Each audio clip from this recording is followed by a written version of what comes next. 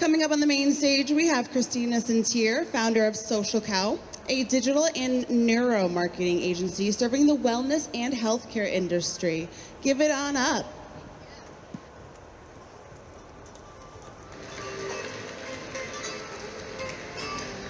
Hello, everybody. I know it's 4 p.m., 4:10, not 4:20. It's 4:10 p.m. on a Friday afternoon, but we're going to have fun with this, okay? So everybody look up.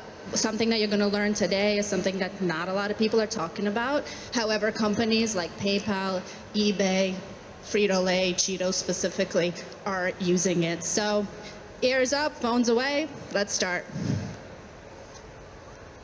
All right, real quick, just like it's important to know the source of your ingredients, it's really important to know the source of your information. So if you want to take a quick little picture of this presentation is not about me, but I think it's important that you know where it comes from. I have over a decade of experience in behavioral marketing as well as business development. Oh, and fun fact, at first, I did not think that CBD quite worked. So here I am about 2.5 years later talking at a CBD convention.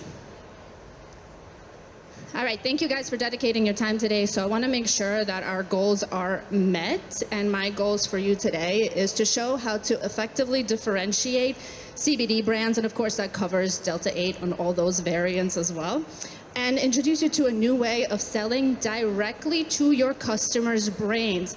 Why is that important? Because it is your customers' brains that actually make the decision, not what they tell you makes the decision. So that is the big difference there. And of course, share how big brands, some of which I've named today, are actually or have been using this for years. But it's something that you, as a small, medium, or possibly even large brand, can also effectively use and would be within your budget. All right, so real quick, I think we all know that there's a lot of growth going on in CBD, but I'm a numbers person, so we're gonna go through a few numbers real quick. We have over 4.6 billion in US sales in 2021 alone. In 2019, CBD accounted for 4% of the global vitamin and dietary supplements market. And by 2027, this number is expected to grow by 20%. And the global CBD market is expected to grow at a compound annual growth rate, 21.2%, blah, blah, blah, blah. So as you guys can see, there is a lot of competition. However, there's also a lot of growth to be had. So whether you are putting out a new product or you're starting a new brand, whichever way it may be, there is an opportunity to differentiate yourself from the other companies and the other brands in the market. But you have to do it the right way. You have to do it in a strategic way. Otherwise, you are going to get lost in the noise, as it happens with any industry that starts to get saturated. I know that there's only like 1 or 2 Delta 8 here, but I think that's getting quite saturated itself. All right, so how can your brand stand out? Now the answer may be very, very simple for all of you. Some of you may have already gone through this, but in order for me to introduce the novel subject that is neuromarketing, we first have to go through some basics. And as somebody who has worked with Fortune 500 companies, I'm going to elevate those basics for you, and hopefully you will take that home and correct course if needed. So of course we need a strategy. Now, what is a marketing strategy? By definition, by dictionary definition, it is an overall plan to reach prospective consumers and convert them into customers. In our companies, we switch that definition to the foundation every business requires to effectively and systematically attract, retain, and evangelize their ideal customer. Now, to make sure that you guys are awake, I'm going to ask the audience a question. What do you think is the 1 or 2, I should say, main word differences between the two definitions? Anyone want to give it a shot? Which one? Retain is a good one. Anybody else?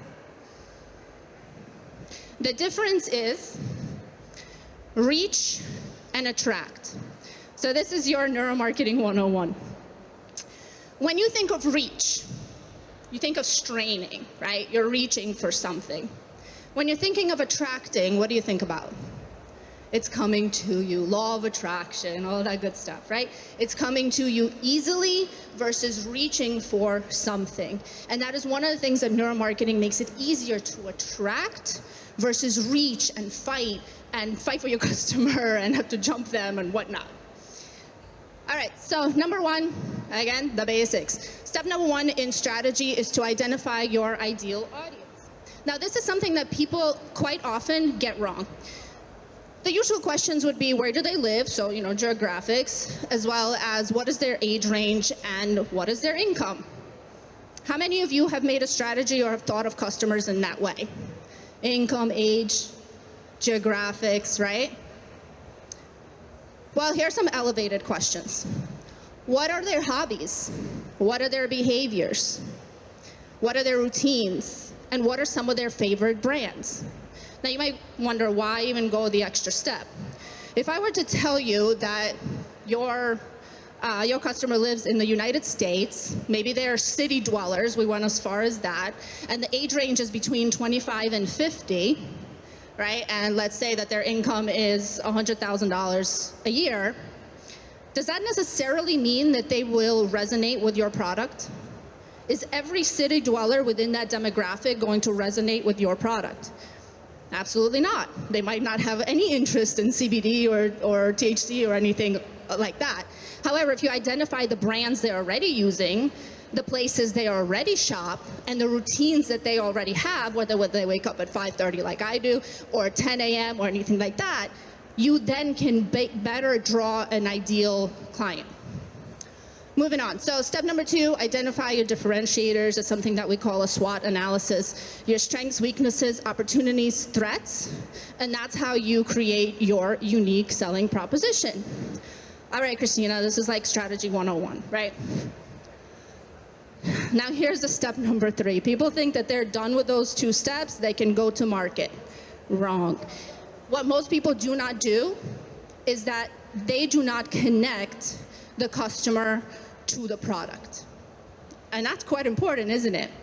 If your customer does not resonate with your product, do you feel that there is an issue? You can, right? They're not going to buy your product if they do not resonate with it. That's where neuromarketing comes in. By raise of hands, who knows what neuromarketing is? For sure, not a guess. All right. We've surveyed the Expo and nobody knows, so don't feel bad.